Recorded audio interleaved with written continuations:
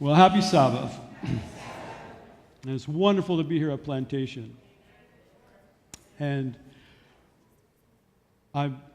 every year we've had our students here, and I just want to tell you what a blessing you all are to make this ministry possible. And they have done a tremendous work, these young people. That was beautiful, the singing today. And I have two left. Come on down here, girls. I want to I think you'd probably enjoy hearing a couple of experiences. Would you? Would you like to hear a couple of experiences from them? By the way, this group that you saw here singing, this group here that's at Plantation, along with two other groups that we have in Florida, they have one more week to go. And by the time they finish, all of these young people will have made contact in Florida with over 400,000 people. It's an amazing thing. And many books, many prayers, many miracles.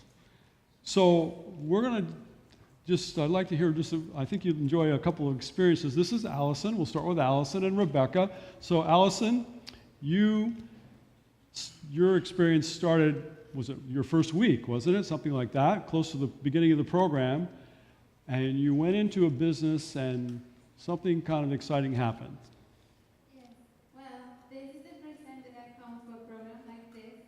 And like I said, the first week that I was working, they train us, but they also make us work. And we learned by that. And I was on one Friday on one warehouse with a partner because like we are new, they send us in pairs so we can be more confident. And they told us to knock on every door, and that warehouse seemed closed, but we knocked anyways. So a lady came out. He was wearing a blue dress. He seemed really nice, and we started sharing with her what we were doing. And at the end, she was like, "Oh, that's great, but I cannot help you." And we were, "Well, okay, thank you for listening. And besides all the books and everything, we just want to live something positive with people, and we like to pray for others. So can you allow us to pray?" And when we said that, her eyes started watering, and she told us, "Well, of course, you see, my parents just passed away 2 days ago, and I'm really, really sad and going through a tough time." And we were shocked, and we cannot say anything. So we just say to her, "Well, let us pray for God to be with you and your family." And we did. And she was really happy, and at the end, well, she couldn't help us with the books, but I just leave her this little book that has like reflections and talks about God and how awesome He is and how He can help us in every situation. And I leave her to her. And she gives us words of encouragement, and we went for a day. We keep working. Okay, so but your story didn't end there, did it? So you had the end of it this past week, wasn't it? Okay, so what happened? Okay, so this past week, I was working on another place, very far from the first place I met her. And I went into one industry. I was alone this time, and I went to an industry, and one woman that was on the front helped me. And she said, "Well, I will take you to another office so the people there can help you out." And I was like, "Okay." And then I went there, but the people there couldn't help me out. But they say, "Oh, let me take you to another office so maybe there can help you." And I was okay. And I went there, and there were two ladies. One was sitting, and the other one was standing. And I just started talking to the lady that was seated and explaining everything, and she couldn't help me. And as I turned around to talk to the other person, I didn't even say a word, and she told me, "You already talked to me." And I was like shocked because I didn't recognize her. And then everything went from my mind, and I told her, "Yes, you're the lady in the blue dress that I found in that warehouse." And she said, "Yes, you and your partner prayed for me when I was going through a tough time. And the little book that you gave me, I was able to share it with my family. And you brought us near to God when we really needed." And she started crying, and I started crying.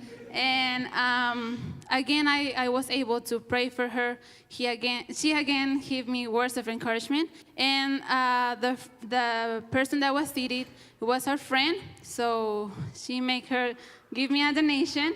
And and then, well, I was really shocked because the most amazing thing for me was that, again, the lady didn't work there, was just visiting a friend, and it was really random for me to went 3 offices and find her again. In the middle of Miami, there are a lot of people, and that she remember what I was be able to do for her. Wow, praise the Lord. And I believe Fabienne had told all of you that morning that some of you were going to get to see this day the fruits of your labor. And you did, didn't you? Praise the Lord. Okay, well, let's switch here. We're going to have Rebecca. Rebecca, so your experience was just this past week, right? Yeah, this Wednesday. Okay. Okay. Every day after I start canvassing, I pray to God and I ask Him to give me the strength. And I only want to bless people, and at least one people I want to change their day. And that day, especially, I was so tired. It was so hot, but I continue. And I knock in our house, and man opened the door, and he say "What do you want?" And I explain what I was doing. And he say, "I'm not interested," and I just say, "Just give me 1 minute, I'll be very quick." And I had 3 books in my hands. I have 2 healthy books and this one. This one is In Search of Peace, and I explained it to him very quick. I said that I have 13 steps on how you can find the real peace, how you can get rid of preoccupation, stress, problem, depression. And when I say that, he just grabbed the book from my hand, and he stayed quiet, and then he say, "I believe in God." And then he repeated, "I believe in God." And I was, okay, I believe in God too. And he said, "Look, I don't tell to anyone nothing about my life, but my dad lived in Guatemala, and he's going through a tough time. Yeah. And 2 days ago, he was sent to the hospital. He was in a deep depression, and the doctors didn't know what to do with him. And the only thing that they say was recommending to read a book to help him with the depression. And the man lived alone in there, so he can't have any books. And he said, "When you show me this book, I only think God is awesome, because I was praying and asking for God to give me something that I could send to him, because I can go to Guatemala, I can do anything, and you are the answer of all my prayers. And I know that God exists, and I know that angels exist also, because not only the angels are physically, I know that God used people like you to help others."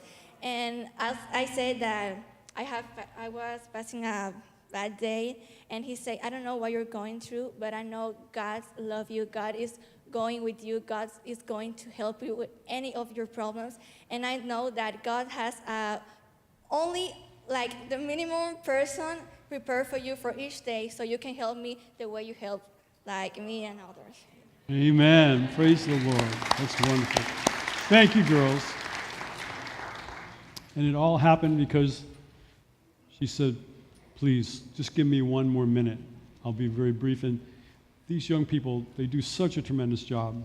And I'm just very, very proud of them. And so it takes a lot of hard work and a lot of courage to do it. So praise the Lord for what they're doing. And thank you. I want you to know that if it wasn't for you, this wouldn't be happening, because of the hosts, the wonderful hosts that you are to these young people. So thank you very, very much.